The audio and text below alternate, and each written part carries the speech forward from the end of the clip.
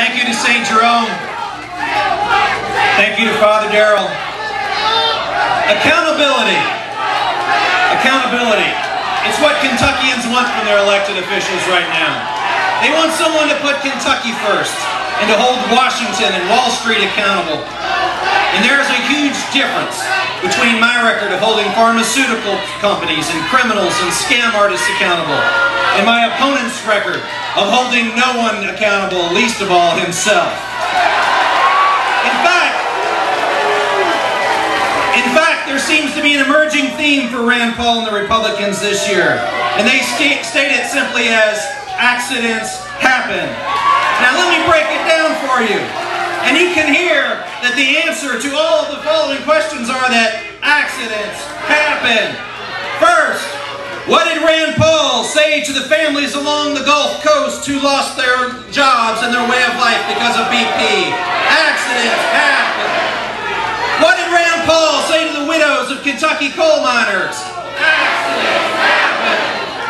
What would Rand Paul say to the thousands of Americans who lost their life savings because of Wall Street's greed? Accidents happen.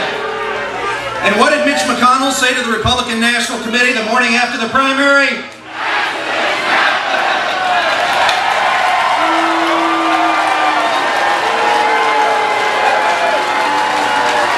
Accidents happen. But the accident that Kentucky and the nation cannot allow to happen would be the election of Rand Paul.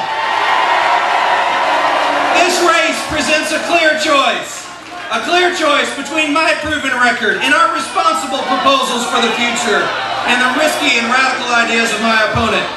As Kentucky's chief law enforcement officer, we've taken 70,000 child porn images off of the internet. We've gone aggressively after drug dealers and sex predators and those who prey on our seniors. We helped shut down Greg Stumbo, that prescription pill pipeline from Florida. And we cracked down on the oil companies that gouge. And when we increased Medicaid fraud collections by 600% by going after the drug companies that lied to us.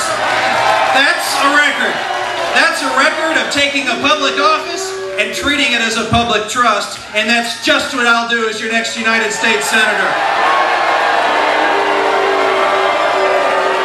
Kentuckians are hurting. Too many are out of work. That's why I have a detailed jobs plan that'll create 11,000 jobs here in Kentucky. Too many small businesses can't get a loan. That's why we've got a program to get small and community banks lending again to small and medium-sized businesses who create the jobs in this Commonwealth of Kentucky. The government spends too much. That's why I have a deficit reduction plan that would save taxpayers nearly $500 billion. And you can actually read it on my website.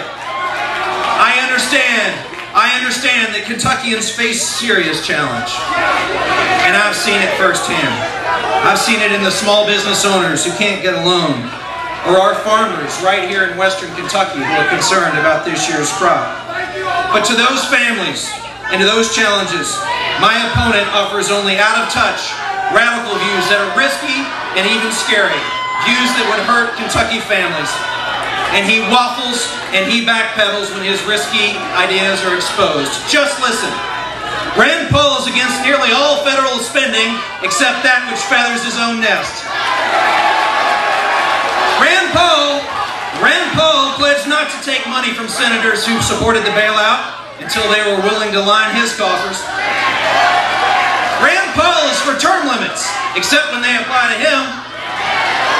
And Rand Paul says he's going to balance the entire federal budget next year. He's just not going to tell you how he'll do it this year.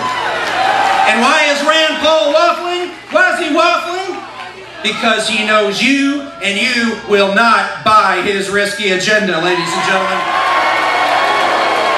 He's shown a callous disregard for the poorest among us, saying they just need a little tough love.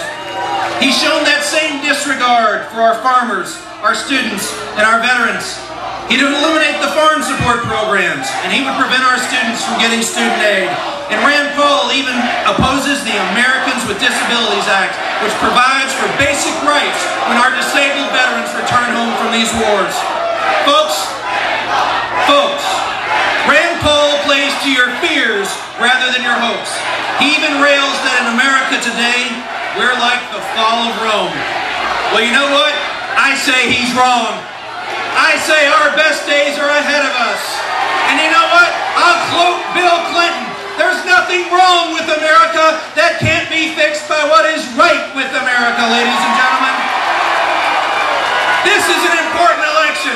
This is an important election. It's not about me, and it's not about a waffling pessimist who just wants to be the prince of cable TV. It's about the people of Kentucky. It's about the people of Kentucky who are hurting, and he needs someone to stand up for them. My roots run deep in Western Kentucky. I will carry your hopes and your values to the United States Senate, and I humbly ask for your support. Thank you, and God bless you.